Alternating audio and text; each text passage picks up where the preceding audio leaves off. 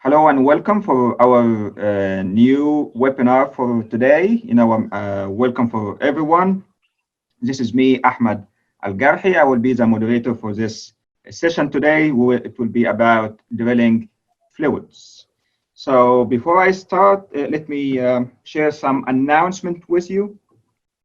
For what is the most important right now is to join Google Classroom. So please, if you did not join your classroom right now in Google, please do as soon as possible.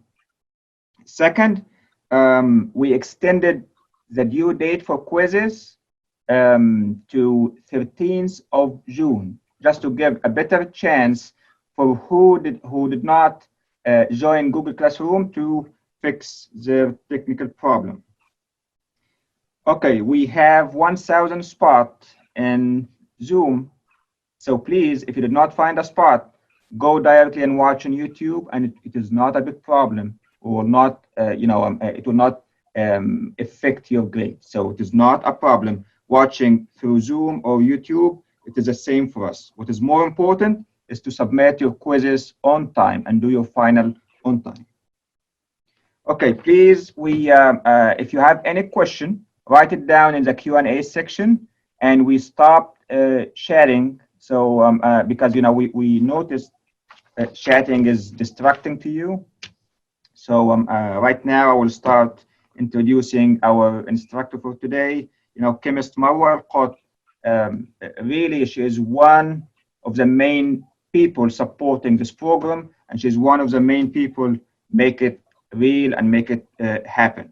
So Marwa is a senior fluids engineer at ENI at Abu Dhabi, following the activities of drilling fluids, cementing, and waste management activities in United Arab Emirates, Oman, and Bahrain. Marwa has more than 15 years of experience in the oil and gas industry, and she is drilling fluids and cementing department manager at Ajiba Petroleum Company in Egypt, which is ENI joint venture. Marwa holds bachelor degree in chemistry from Suez Canal University and a master's degree in material science and corrosion from Cairo University. She is also a member of the Advanced Material Lab Research Group in the chemistry department at Cairo University. Marwa is actively working with many organizations such as the SPE. Also, she was the Egyptian Section YP chairperson in 2014-2015, and currently she is the Section Mentor chairperson. Marwa also received the SPE Regional Service Award for the Middle East and North Africa region in 2016. Marwa, the stage is yours. Okay, thank you, Dr. Ahmed, for the introduction. I really appreciate to be part of this project, and I have a great pleasure to work with you as well, and to help the many engineers in the oil and gas industry.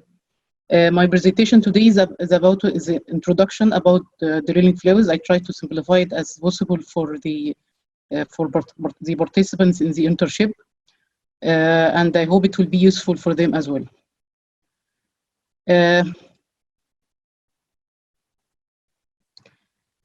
Usually, drilling on a small scale on workshop is very easy.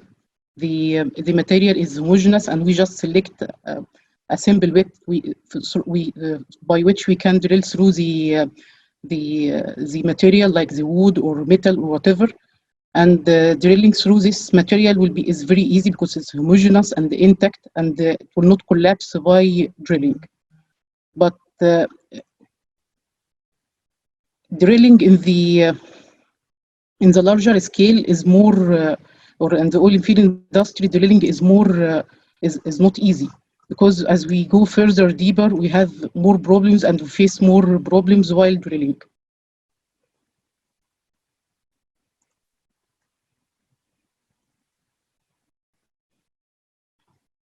For example, if we do just a few feet below or few meters below our feet, we find that specifically during the excavation activities, For example, while excavation for trench, we find after certain while that the formation will, or the trench tends to collapse. This is why we use what's called the shoring system. Shoring system is like a steel supports which supports the wall of the trench from collapsing and prevent and keep the safety of the people as well. And if we go further, also few meters below our feet, in the coal mines, for example, the situation become more critical as we go. For example, in this photo, the roof of the mine collapsed due to the overburden or the weight of the rock above the mine. So the collapse of the roof forced the mine itself to collapse. All of us remember the story of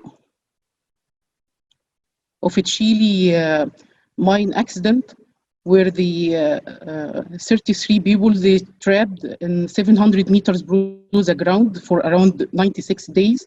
And this was very inspiring story because three drilling teams and from different drilling companies and NASA and the governmental authorities, they collaborated together in order to rescue this team. They know they were alive after 17 days when they drilled with a drill bit, and they found one of them, he stick a note on the drill bit when they pull it to the surface, and they said they are alive. And then after that, they retrieved them to the surface through specially designed capsules. They were trapped because there was a collapse in the mine, and some rocks closed the entrance of the mine. So this provokes a question: why the drilling fluids is so important? Drilling fluids is very similar. Success of drilling fluids is similar to the blood circulation in our bodies. The blood disease can be terminal for our lives. So the same for poor drilling fluids design. It can be terminal also for drilling activities. So if sometimes the operators try to cut the edges or to cut the cost in order to save money for the drilling fluids, but actually sometimes this could be terminal for the well itself. This can end the drilling operations early, or sometimes increase the cost in an unexpected way due to the whole collapse and drilling problems, or even to failure to deliver geological information as well. Drilling fluids is very old, okay, and it's used many centuries ago. But actually, the first patent recorded for using drilling fluids or water for drilling, it was in 1844. Then starting after that, some patents or first utilization of some additives like clays and barite to the drilling fluids, and also the first introduced the flow or the standard and ABI standard started to introduce the standard testing of the drilling fluids starting from 1937. And there was some improvement for the equipment used to measure the fluids parameter, like introducing fan model 39 for measuring the rheology of the drilling fluids in 1967. This equipment was measuring the rheology of the fluids at temperature 200 Fahrenheit and the atmospheric pressure. And with time, the complexity of the wells and the criticality increased. So nowadays we can we reach with the equipments or the new modified equipments we reach it at 600 degree Fahrenheit and the 30,000 psi of pressure. Okay, drilling fluids. The implementation of drilling fluids management. Okay, it starts with or provision of the drilling fluid service is very important and requires a high degree and the skills of the personnel contributing this operation. The process is achieved or starts with by cooperation between the service companies and operator companies. And might now the audiences may be interested to know about the career in the service and the operator companies in terms of drilling fluids. In service companies, we have the engineering support, like drilling fluids engineer at the office and the field as well, and lab support engineers and people who organize for the chemicals and the logistics as well. In the operator side, we have the fluid engineers, which is responsible usually for drilling fluids, cementing, and waste management, and with cooperation with other departments like geology and production and all the teams, they produce what's called the basis of design to drill a certain well, or the plan to drill a certain well. The process of drilling fluids management usually starts with contract preparation or appraisal, where the scope of work and the design of the design of the surface itself is prepared in order to understanding the scope of the surface itself, where we can integrate all the required elements for the execution of the work. Then followed by contract implementation, where it's a basis of design of the well is prepared by collecting all information from all concerned departments. Then fluid selection by the fluid engineers and the collaboration between the service companies and operator companies. Then setting the objectives for the performance and the evaluation. Then monitoring the activities itself. Then post-well evaluation.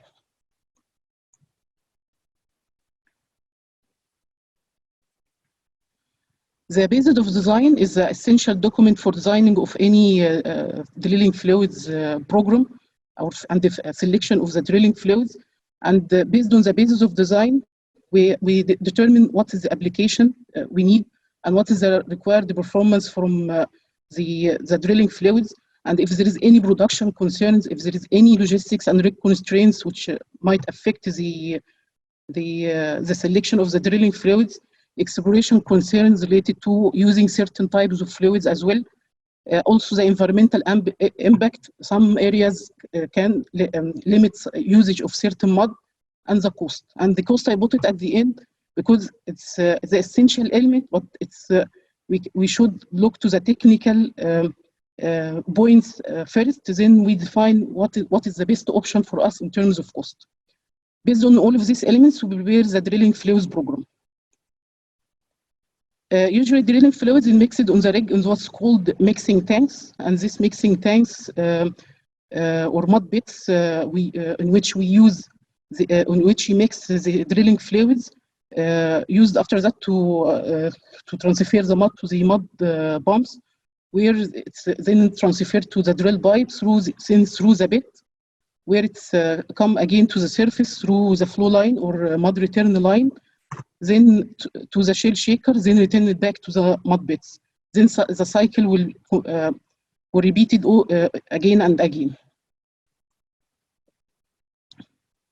The shale shaker is one of the essential tools on the drilling rig for separation of the solids and the cuttings, the comings from the well. And it consists from screens which operate by vibration, and where the solids will transfer outside the screens, outside the shaker, and the liquids will filtrate from the screens again to the mud tanks. After we finish the well, we run casing, and usually the casing and cementing specifically depends on the distance or the space between the borehole or the hole we drilled and the casing diameter.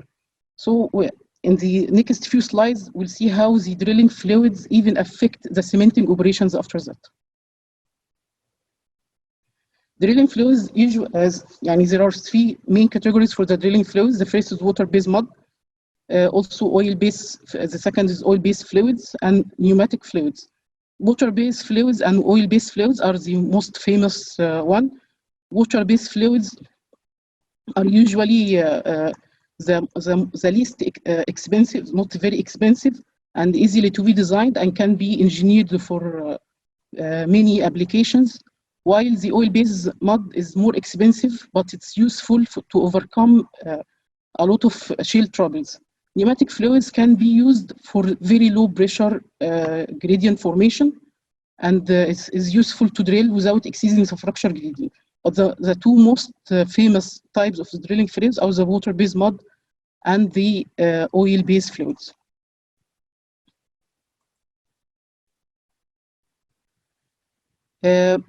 Drilling fluids are formulated also from different additives, and the composition of drilling fluids is mainly based on the continuous phase. The continuous phase is the liquid phase that we use. Sometimes it's oil, sometimes it's water. And the other additives which inside this continuous phase.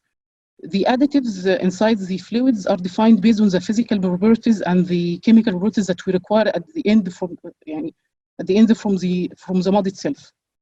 So in order to understand how such additives are defined, we have to know first the drilling fluids functions. Okay, drilling fluids has a lot of functions. Okay, most of the important is the control of formation pressure and efficiently transport the cutting to the surface, and many other functions. And we'll go through each function one by one in the next few slides. Okay, the first very important function is to control the formation pressure. I remember when we were kids, there was a movie, old movie, which is talking about the oil drilling, and the main actors at the end of the movie, the main actors, they were waiting in front of the rig, waiting for oil to come to the surface. And it was a happy ending because they produced while drilling. Actually,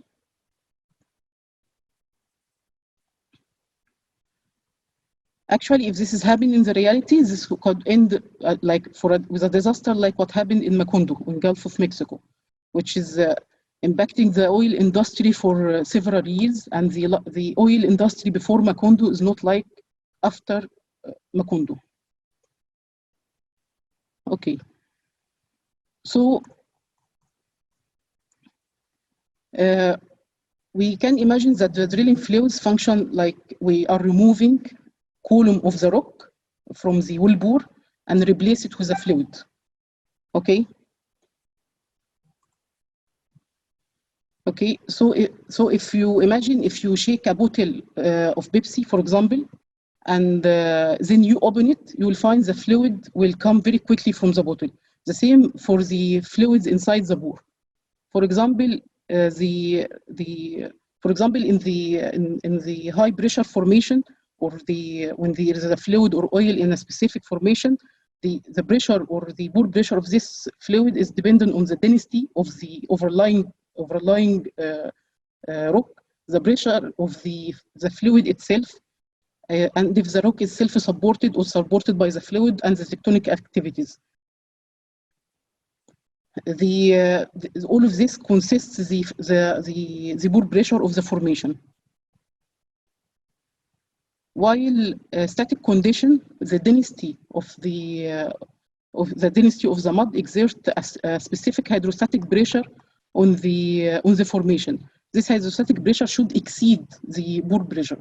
Usually, there is a rule of thumb 200 to 300 psi above the bore pressure for the hydrostatic.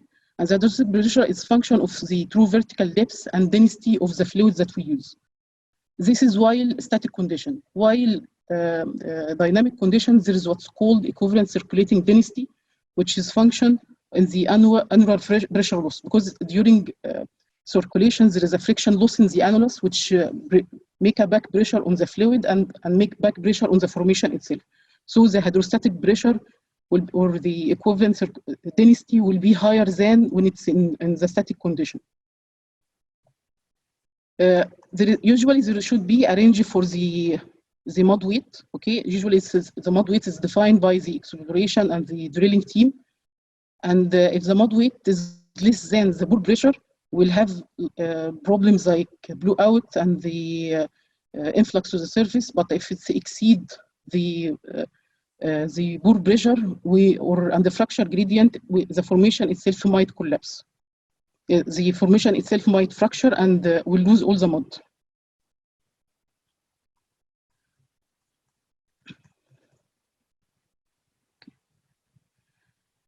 Also, one of the next functions of, or second function, and the most one is for the drilling fluids, is transport the cuttings to the surface. Okay, and if you can imagine if we drill but no cuttings arrive to the surface, we will not be able to make any progress while drilling. So, for example,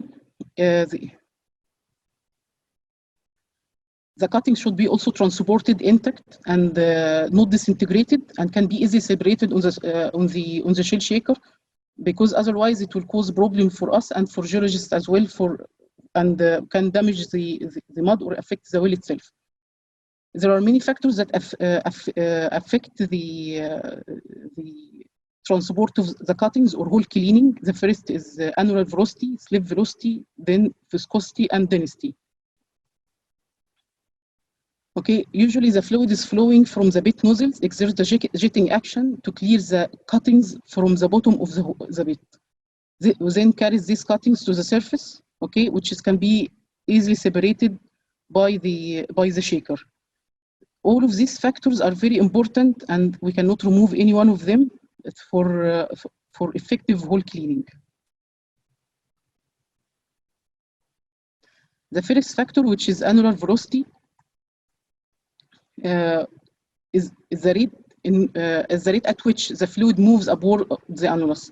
It depends on many factors like pump output, depend also on the annular dimension. If the annular dimension is higher, so we need higher pump output.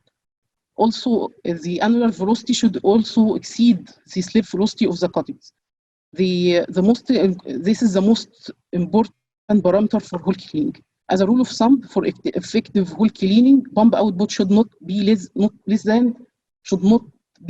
than 35 to 50 times the hole diameter. The second parameter is the slip velocity. Slip velocity is the rate or the tendency of the cuttings to settle in the well. It's dependent on many factors like size of cuttings, density of cuttings, shape of cuttings, and flow properties of the fluid. For the size of cuttings, smaller cuttings tend to be transferred to the surface easier than the larger cuttings. And also the shape of cuttings can affect the transfer, and the density of the cuttings itself, like the difference between density in the carbonates and the sand or the different rocks.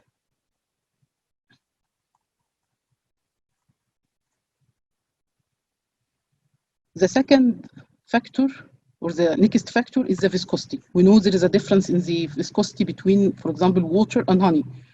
Water, the viscosity of water is very minor, so it cannot suspend anything, or most of the things cannot be suspended on water and can settle in a cup. But if we have a cup of honey, if we put something above, like a coin or something, it will be supported better than when it's in water. The viscosity is defined as the internal resistance of fluid flow, and the viscosity affecting the carrying capacity of the drilling fluids. But there is also a practical limitation for the viscosity for the drilling fluids.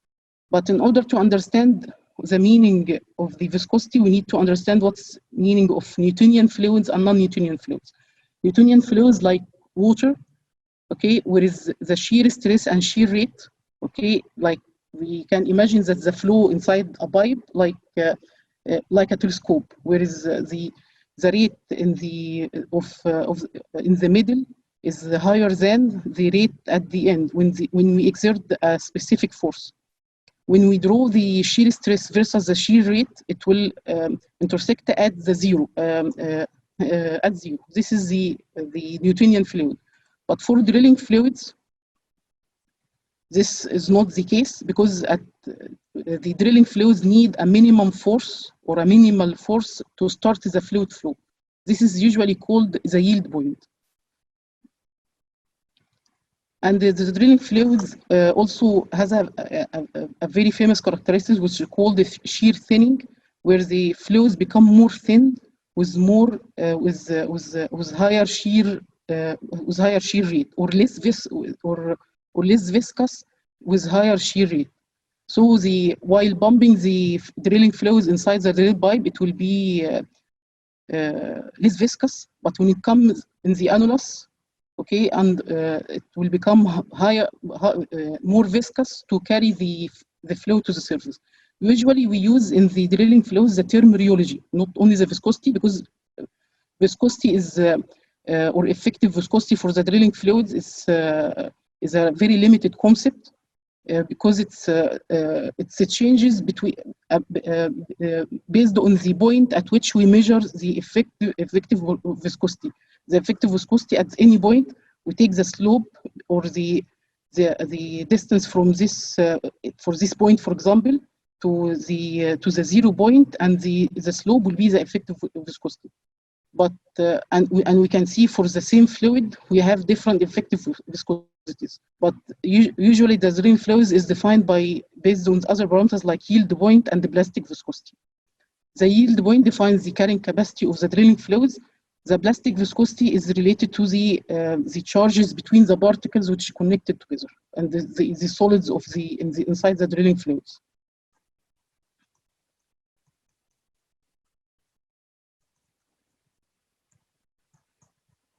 Okay.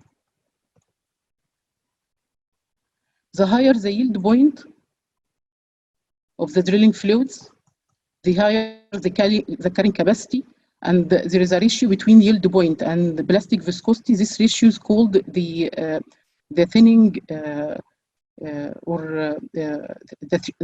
thinning tendency. Okay, the higher the ratio, the higher the shear thinning, which is a very required property in the drilling fluids.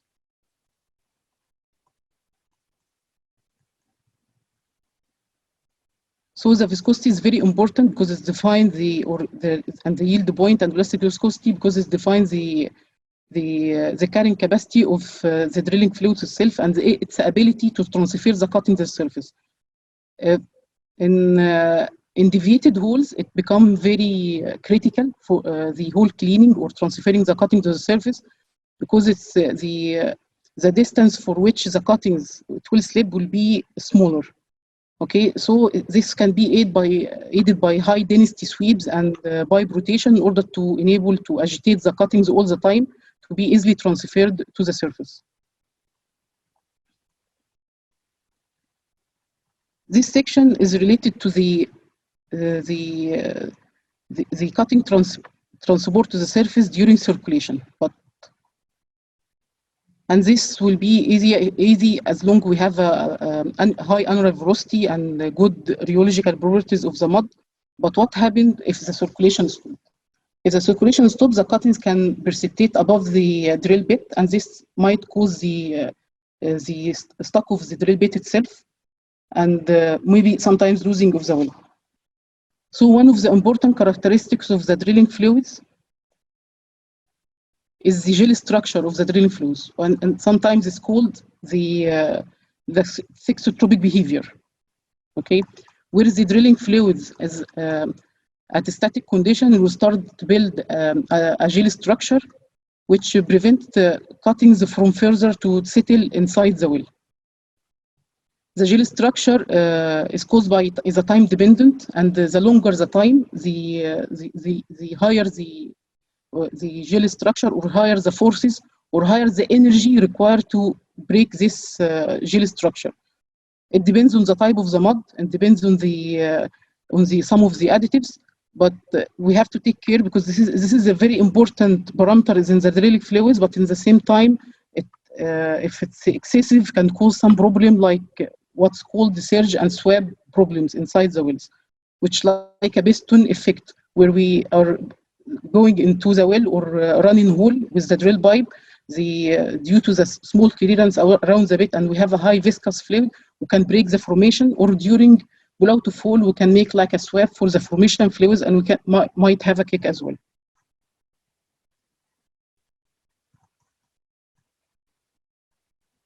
The previous parameters can be measured by several equipment usually available in the lab of the mud engineer or the rig site. The first one is the mud balance. The mud balance consists of a cup, and there is a balance droplet here. When we fill this cup with the mud, and we move this scale to measure the required, or to measure the density of the fluid inside this cup. This is called the mud balance. Is very important for the drilling fluids. Also, there are other equipment is called marsh funnel. This is measure the viscosity of the fluid, where we fill this cup with the with a specific volume of the fluids and put it here at a specific mark, and then see how much time this fluid will be transferred again back to the cup. This is called the marsh funnel. And the rheology meter, where we measure usually the rheology properties of the drilling fluids, such as yield point and the plastic viscosity. One of the next functions of the drilling fluids, and which is very important as well, is the sealing the permeable formation. Okay, shales and sands are porous material. Okay, and the pore space in the sands and shale are the space occupied by in situ formation fluids. Sand permeability is usually high, dependent on upon cementation, grain size, compaction. Shale permeability is usually minimum. The permeability is the tunnels between the rock itself, while the porosity is the space and the volume available between the rock. Usually, under the hydrostatic pressure, the drilling fluids tend to filtrate inside the formation. Specifically, if you have a permeable formation, the force of the hydrostatic pressure forces the drilling fluids to have some filtrate, or the filtrate from the drilling fluids to penetrate the permeable zone. Sometimes this could result in wall mud mosses. Okay, if the permeability is very high and the mud will build a very poor filter cake, or sometimes it will be a very good quality filter cake and the filtrate entering the formation will be very low. The filter cake depends on several factors. Okay, and it's built by specialty additives like bridging materials and the plugging materials and some polymers. The primary importance of this additive is to minimize the fluid invasion inside the formation or the reservoir.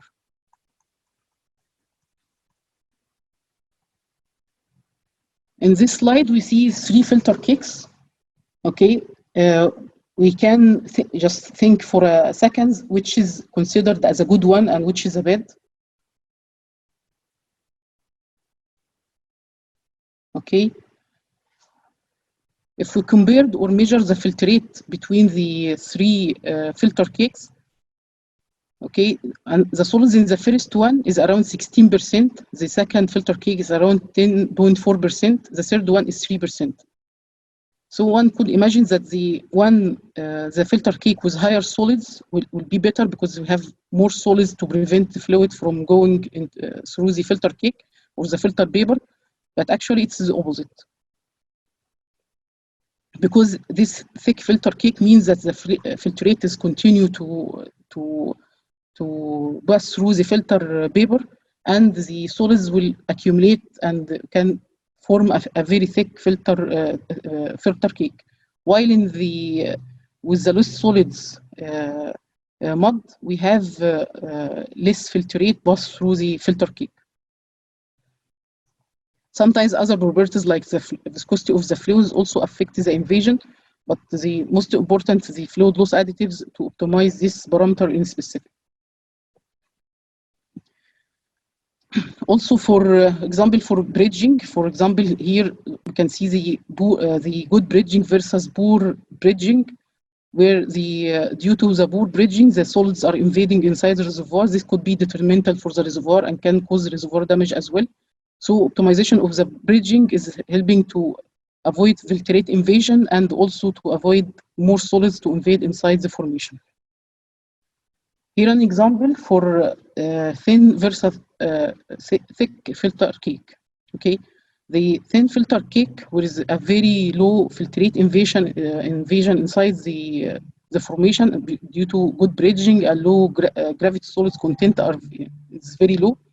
We have a very thin filter cake, and the drill pipe, okay, can move freely up and down in the well. But with thick filter cake, we'll have the drill pipe will stick to this cake, or and this cake maybe make a restriction or cause a restriction on the drill pipe movement. The extreme situation or problem that may rise due to the thick filter cake is the differential stuck. Differential stuck is the sticking of the drill pipe into or BHA to the wall of the formation. If you assume that the sticking, if you have a filter cake on the formation thick one, and if we assume that 4-inch 4-inch long thickness part will be stick to the formation, and with longer as 400 inches, the force exerted on this part of the on the BHA will be around 1,600,000 pounds force for differential sticking. So if there is a differential sticking will happen in the due to the filter cake, it will be very difficult to freed later. So it should be avoided as possible. So there is a specific characteristics for the filter cake. Okay, in order to prevent the invasion of the filtrate inside the formation, it should be with low permeability. Okay, and have a correct solid distribution. It should be thin and with low friction coefficient, or in other words, it should be slick. So it should be thin with low permeability and low friction coefficient. Usually the solids content, because the filter cake is defined by and the filtrate into the formation is defined by content of the solids and the distribution of these solids inside the mud. So there are specific equipments to indicate the contents of solids in the mud. The first is the sand content kit, where we measure how much or the quantity or percentage of the sand inside a certain volume of the drilling fluids. The retort, which is consists of a cup cylindrical cup, where you put a specific volume of drilling fluids and you wait for a filtrate to see how much is a percentage of solids versus water or oil. And the API fluid loss, where is a cylinder where you put the drilling fluids and it will filtrate through a filter paper, and you receive, and the filtrate will be received in a cylinder, and you measure how much you receive in a certain time. And the high pressure fluid loss equipment, which is measure the pressure at or measure the filtrate at pressure 500 psi differential pressure. The next function and most important function of the drilling fluids is to maintain wellbore stability and to prevent the problems due to hole collapse and loss of the well due to the instability. The instability can be caused due to either the mechanical or chemical interaction. Okay, chemical interaction like in salt formation. Okay, and could be mechanical as well, because sometimes there is mobile salt. And chemically, because salt water can be dissolved easily in the fresh water or low salinity fluids. The shale, which is also affected chemically and mechanically, like when you in the winter when there is rains, you will see that the most of the forests and the streets, when there is some clays, it will become more sticky and swell in the streets, because the fresh water will react with this clays, or sometimes mechanically, because sometimes some types of shale need a mechanical support. Also sand we have wellbore instability due to sand due to fracturing the formation or whatever. We can indicate the wellbore instability through several indications, like the tight spots while drilling, amount of cuttings received on the surface. If the amount of the cuttings increased, that means that the hole starts to collapse. If we have a fill in the hole after trips, that means the hole is collapsing and we find this fill at the bottom. And sometimes we are not able to make logging because the hole will become very washed. Hole instability can can lead at the end for loss of the well and high volumes of cementing and bad zonal isolation, because if you have a wash out in front of the reservoir, you will not be able to cement it properly, and borehole cleaning, and maybe at the end will have a stuck pipe, and sometimes it will make it difficult for fishing job when we have something dropped in the well due to the stuck pipe, because the hole will start to collapse above the fish itself. Okay, as we said before, that drilling fluids it's acting like we are removing a column of the rock and replace it by the fluids. How this column of the fluid react with the rock is based on the density. This is how mechanically it will act, and chemically. For example, if we are in ductile and soft rock, for example, like clay stone or for example, some shales which is very sensitive to water, or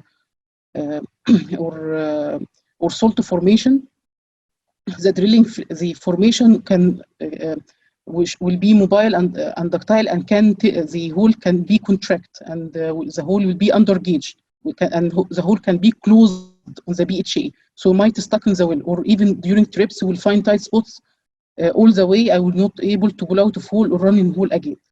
So this is in the ductile and soft formation. But if you are in competent formation, if the mud weight is also insufficient to stabilize the wellbore, we'll have the formation to start to break out and collapse. This is an example of washout inside in front of shale. We can see here, okay, in the gamma ray, okay, versus the washout. You can see where is in the sections where the gamma ray is high, okay, we can see there is a washout. When the gamma ray is low, there is no washout. This is an example of insufficient mud weight, which led to collapse of the formation. Also, as we said, that in any parameters in the drilling fluid, it should have a specific range. Okay, consequence of excessive mud weight for the wellbore, it can result also or can cause a bad effects on the wellbore itself, like fracturing the formation or initiation of or propagate already present fractures, and sometimes it's weaken the invasion, or the high mud weight increase the invasion of the fluids inside the formation itself. This increase of invasion can weaken the formation, and the formation can start to collapse. This is called the pore pressure transmission. The problem with pore pressure transmission usually is confused between the signs of low mud weight, because the whole collapse also in the low mud weight. So when the team responds to the pore pressure transmission by increasing the mud weight, this will be an endless cycle, because you increase the mud weight, the filtrate will go inside again, then the formation will collapse. Then you think you need to increase it again, and so on. And this will be endless cycle. So we have to, when we drill a well, we have to know our mud weight window, and what is the minimum and maximum mud weight that we should use for a specific formation, and we have to identify if we have a pore pressure transmission problems during drilling or not.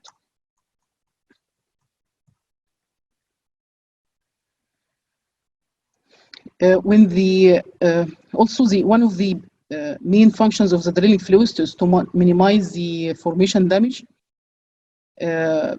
As we saw before in the previous slides with the filtrate, when we have a poor bridging or wrong size of bridging, the solids will invade inside the formation, and the liquids as well. Usually around the wellbore there is the natural, it's divided to 3 main areas. One of them is the invaded zone. The invaded zone is usually a damage zone. If the invaded zone become more distant from the wellbore or far from the wellbore, this will affect the productivity of the well later on. This is an example of the production of a well with the formation damage in the red line, and versus the well without formation damage or no skin. The well with a skin, it will reach the economical limit in shorter time than the well which is not damaged. Unfortunately, there are a lot of damage mechanisms can be induced by the drilling fluids. The main objective for the team who design the drilling fluids and select the type of fluids that will be used with a specific formation is to minimize this damage as well.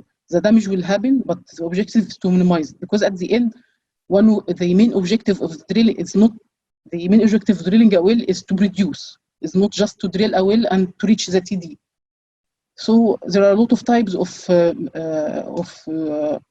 formation damage. Some of them is related to reduction of bore throat or the size of the bores itself, and the others is related to permeability reduction of the formation. The reduction of bore throat are a lot of types, like due to throat invasions, the reaction of the filtrate with the minerals inside the rock, depositions from the drilling fluids, or reaction of the filtrate of the drilling fluids with the formation fluids. And there are another type which is related to the permeability reductions, is water cooling or gas breakout, a lot of types due to and water blockage due to the reduction of permeability due by the fluid itself. Here an example of interaction between drilling fluids and the clay minerals. One of the types of clays is called the carbonite. It's like pages of a book, where when the drilling fluids with very high salinity or very low salinity can interact with this type of shale, these pages from the clay or layers of the clay will be disintegrated and can plug the bore throat, as we can see here.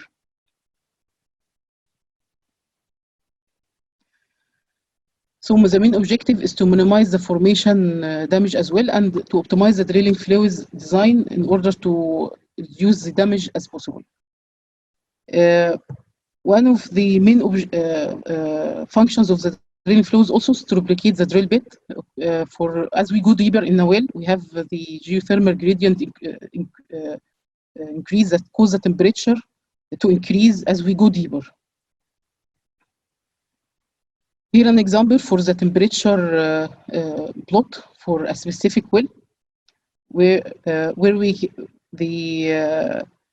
due to the bit or due to drilling activities and the abrasiveness of the sand, we have already increased in the temperature. Besides already the downhole temperature is already high, and sometimes also we have a temperature limitation on the downhole equipment. So we might be able to the mud will cool the bit and everything, but we cannot exceed a certain limit of temperature, because it's the downhole equipment will not read, and sometimes the chemicals will not work.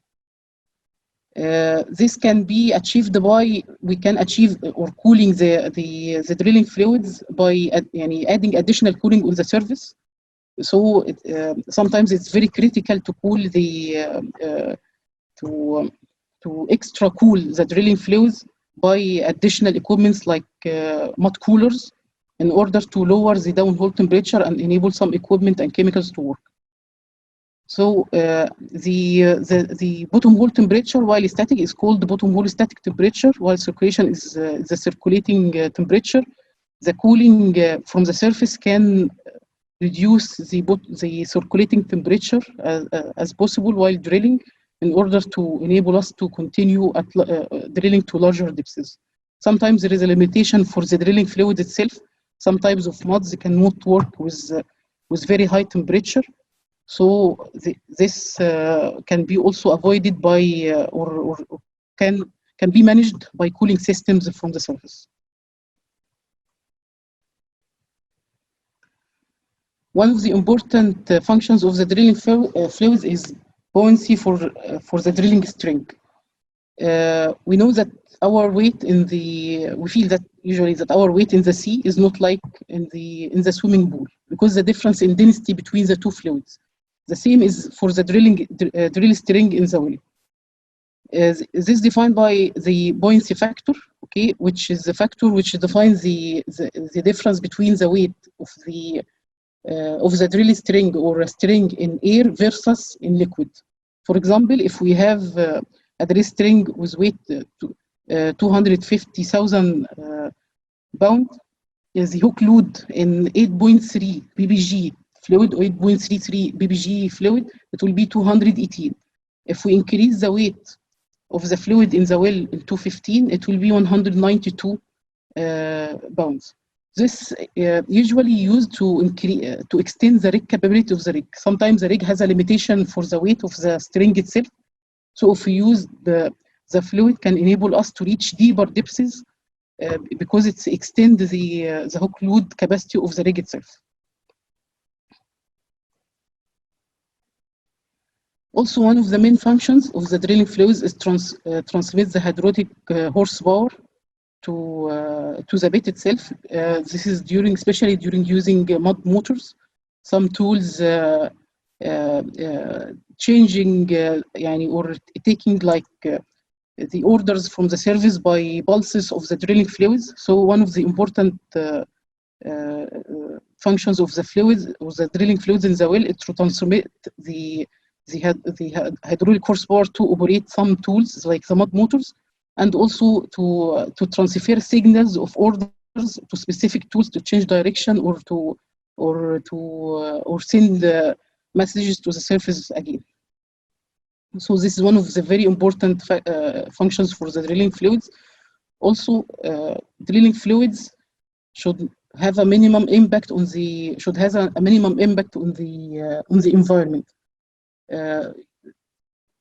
And sometimes this is one of the overlooked issues in some countries, okay, but this usually regulated by the government, and the drilling fluids are usually classified according to the hazard or potential hazard that it leads to when it's applied. The drilling fluids additives, usually when we drill, for example, in some areas or environmentally protected areas, the drilling fluids should be analyzed against analyzed and to check the effect of the components on the life of the area and the plants and the ground and the underground water. And usually there are dry location concept. The dry location concept where you can minimize the environmental impact by discharging or transferring all the wastes from the well, including liquid and solids, into a specific disposal area away from the drilling location. Failure to manage the environmental impact of the drilling fluids, or the wellbore stability, or failure of the mud to function or to perform one of its function, can lead to a disaster like what happened in Gulf of Mexico in Macondo, when the oil spill was detrimental for the life of the animals and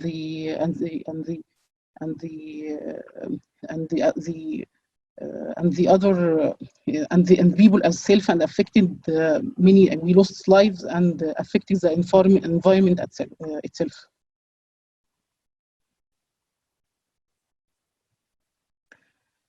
Also, the drilling fluids should facilitate retrieval of the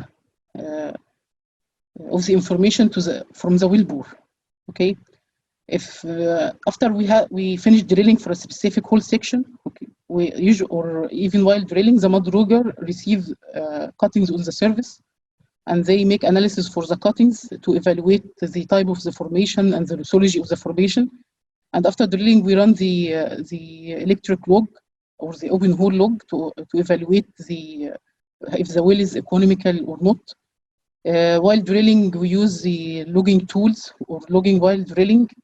Sometimes we cut samples from the well, and all of this affected by drilling fluids itself. For example, if we have a washout in the formation or collapse in the formation, the cuttings will receive cuttings from sections not representing the section that I am drilling down, because the formation will start to collapse at shallower depths. And if the cuttings arrive to the surface disintegrated or dissolved, will not be able to identify what we are drilling in the current formation.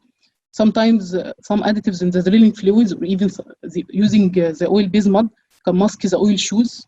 The oil shoes used to identify if there is oil in the formation or not. Sometimes there is a conductivity limitation of some logging tools. Unfortunately, we face this problem a lot. But when we compare the wellbore stability and continue drilling the well to the TD safely and to be able to produce the well after that will be the most important. So we try to manage as possible the limitation of the drilling fluids versus the limitation of the tools, or the design of the drilling fluids versus the limitation of the tools. Like some tools cannot read in high salinity. So some companies ask you to use low salinity bells, for example, to be spotted before logging. So this is one way of management of this issue. But in the same time, if there is a formation instability, or there is a shale, or there is something we can react with low salinity water, we cannot do this. Okay, I have a question here for the audiences. Okay. We'll give you just 10 seconds for it. Here we can see a mud log. Mud log is a log which represents the cuttings we received on the surface while drilling. And we can see here for the lithology from the cuttings is different than the lithology interpretation from the logs itself, or the wireline logs. So what is the explanation of this?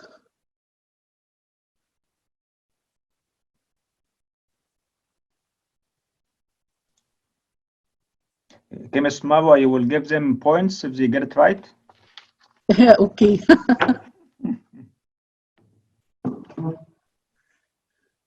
Who can say what is the reason for this? Why we have the lithology while drilling is different than the interpretation after that?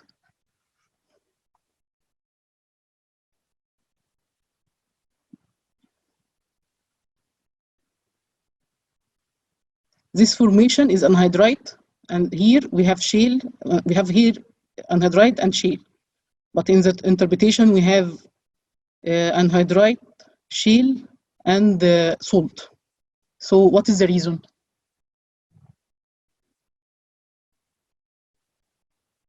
Any answer, Dr. Garhi? It seems like there's no clear channel to send their answers, so just give them a few seconds and go ahead and answer it. Okay.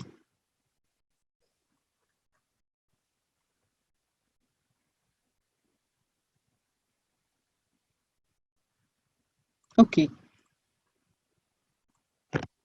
The answer of this is very simple.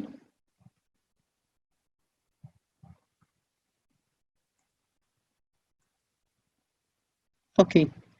It's due to that the mud we used for drilling the well, which used to drill the well, was not suitable because it was low salinity mud. The low salinity mud dissolved the salt, so the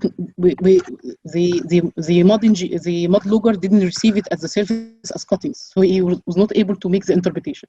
But he indicated there is a salt in an indirect way by measuring the salinity and by gamma ray and the ROB, or increasing the ROB itself. But the problem that the selection of wrong mud type can be determinantal for the zonal isolation or future zonal isolation, and increase the cement volume which needed to keep the well integrity in the proper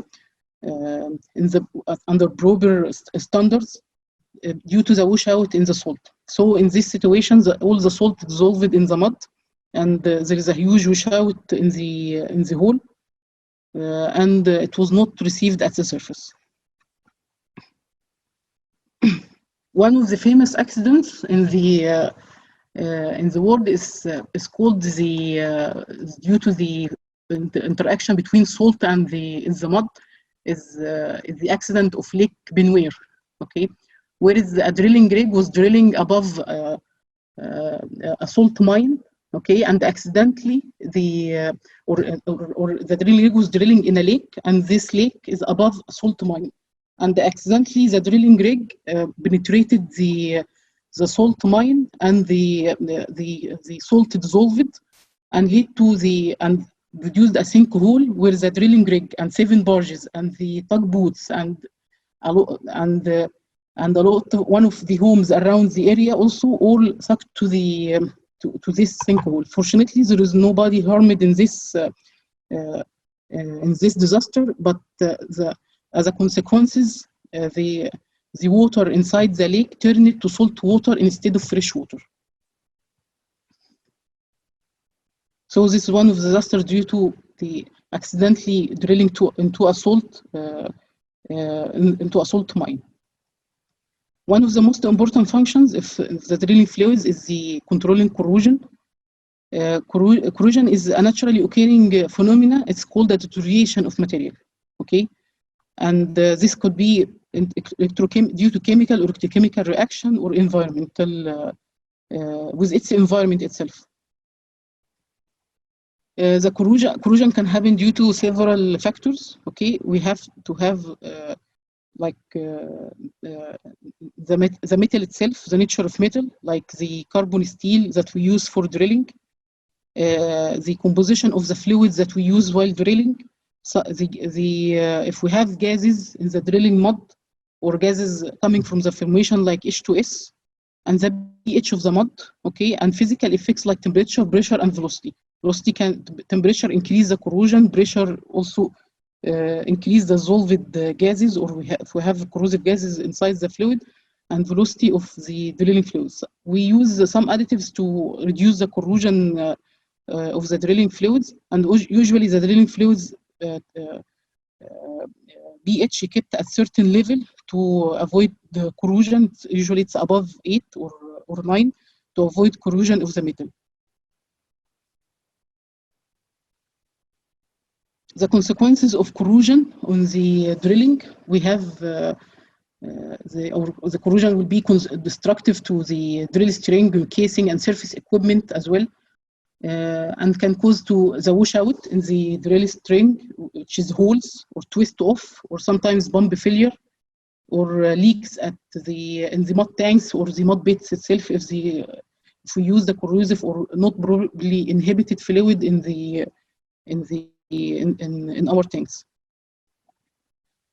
Also, the corrosion is not only related to material. Drilling fluid selection or design should we should mitigate corrosion, because we cannot avoid it. Corrosion should be mitigated or should be minimal, and so the drilling fluid selection should be defined if it will lead to deterioration of other materials, because the corrosion is defined as a deterioration of materials, not only for metals. For example, like rubbers of the rig bombs, or the rubbers in the mud system, or sometimes the deterioration of some polymers in the used as an additive in the drilling fluid itself. Sometimes there is a limitation of using certain fluids, like silicate mud cannot be used with a specific rubbers in the rig, and it could be detrimental or can cause will control issues if it's used as a wrong application with the wrong rig. So everything should be compatible from the very beginning. Also, drilling fluids enable us to maximize the penetration rate, because it's the first function of the fluid to transfer the cuttings to the surface. If the cuttings not transferred, we will not be able to drill more. So if the cuttings are transferred more to the surface, this will enhance the penetration rate. Also, the viscosity of the fluids, if it's very high, this will lead to lower penetration rate. But if it's the viscosity of the drilling fluids is optimized, so we'll have a good penetration rate while drilling. Also, the hydrostatic pressure If we use the very high mud weight, this will affect, or not necessary high mud weight, this will affect the penetration rate in a negative way. But if we increase if we optimize the mud weight to the right limit, this will improve also our reliability of the formation. So, in a conclusion, drilling fluids, we have a lot of functions of drilling fluids. The most important functions is to control the formation pressure and to prevent the invasion of the fluids from the formation into the wellbore, which can end with a blowout. Also, the wellbore stability should maintain the wellbore stability and should transfer the cuttings to the surface. And in case we stop circulation, it should suspend the cuttings as well. And a lot of other functions which at the end enable us to drill the well safely without any problem and to produce and maximize the production of the well as possible. So thank you. Now I came to the end of my presentation, so I can receive questions, any question. Thank you, Marwa, for the great presentation. I have a few questions for you, if you don't mind. The first one is, it seems like coming from a chemistry student. It's asking you, as a chemist, what career path you recommend for a chemistry student? In oil and gas, for sure. Okay, for a chemistry students, there are a lot of career paths in the related to chemistry. Like corrosion engineers, okay, production chemicals, okay, in the production departments, also the process engineers, or usually chemists as well. The fluid engineers, they are chemists. The HSCE is also one of the parts of where chemists are working. Also for gas treatment or gas process is also chemists can they have career in all of these positions. Okay, so this is in production companies. In the service companies, okay, there are a lot of positions also for chemists, like fluid engineers, and the in the lab, and the for cementing as well, and production chemicals as well in the service companies, and many other positions can be held by chemists as well. Okay, it seems like a lot of jobs for chemical, yes. For chemists and chemical engineers. So yes. The second question is, you mentioned something about oil-based mud, water-based mud, and pneumatic. Do you have an idea about the application of pneumatic, when we should use pneumatic?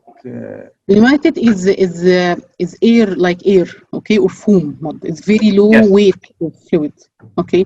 It's usually used when you have very low fracture gradient and low bore pressure as well. Okay, because using the mud weight of the water weight starts from 8.34. So if sometimes some formations will break with the water, so you will need a fluid with lower density or mud type with lower density. Something lighter. Yes. Okay, so go ahead. Yes, this is why pneumatic fluids are used in this situation. Okay, so the third question, you mentioned something about the shell shaker, and you mentioned it, we use it to, remove the drill cuttings from the drilling fluids. Is it anything else as a function of the shell shaker? This is the main function. It should separate the solids from the liquids. Okay, because if the solids coming from the well enter to the tanks, this will be a disaster. Okay, it will affect all the mud. It can damage all the mud and can even lead to a lot of problems in the well itself. So this is a very important function. This is the main function and very important one. Okay, so question number 4, you mentioned 3 types of drilling fluids. Which one impacts the environment much? the oil-based mud. Okay, يعني all drilling fluids can impact the environment, but the most one is the oil-based mud. Okay, because sometimes some companies they use diesel as a base fluid. Diesel is toxic to the acoustic environment and even in the land. And I remember there was someone was telling me there was a company was drilling with oil-based mud in near to aquifer water. Okay, and they had and they lose part of the mud. And someone who has land near to the drilling location, and when in his drilling wells, he started to see some of the traces Oil. of the oil Yeah. with the aquifer water or the drinking water from the water well, which he used to irrigate his land. Okay. So someone asking, maybe he's like a drilling engineer, or he's focusing in drilling. So he's asking about oil-based mud, how to increase the weight in oil-based mud. Okay, density, okay, for the fluids generally, or the drilling fluids can be increased by the weighting material. Okay, for the water-based mud, we can start with solids which can be dissolved. Okay, just 1 second. Okay, I have a backup slide. Maybe I can. Okay, here. This is the weighting additives. Okay, when we start with the we can start with salts. Okay, this is with the water-based mud, which can be dissolved in water. Then after that, when we need higher weight, when the water becomes saturated, we use solid particles which suspend in the mud and increase the density of the mud itself. For oil-based mud, we cannot use or stabilize salts inside the water, so we use suspended particles mainly, like barite, hematite. A lot of materials can be used as a weighting materials for the oil-based mud, and the capacity of oil-based mud to use solid materials is better than the water-based mud. The behavior of the mud itself is accepting more solids than the water-based mud. Okay, the last question I have for you today, due to limitation in time. So you mentioned something about the mud cake. And yes. It seems like some trainees confused about when you mention we need the mud cake to stop invasion quickly. So the mud cake is stop invasion of what and why? Okay. The drilling fluids, as we said, we have two components in the drilling fluids. Two main components. It's the liquid phase and the solid additives, or the liquid additives.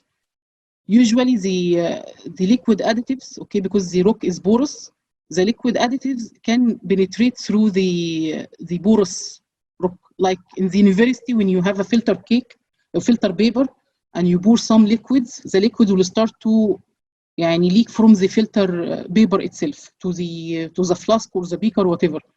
So the main objective of the drilling fluids is to stop this leakage of filtrate inside the formation.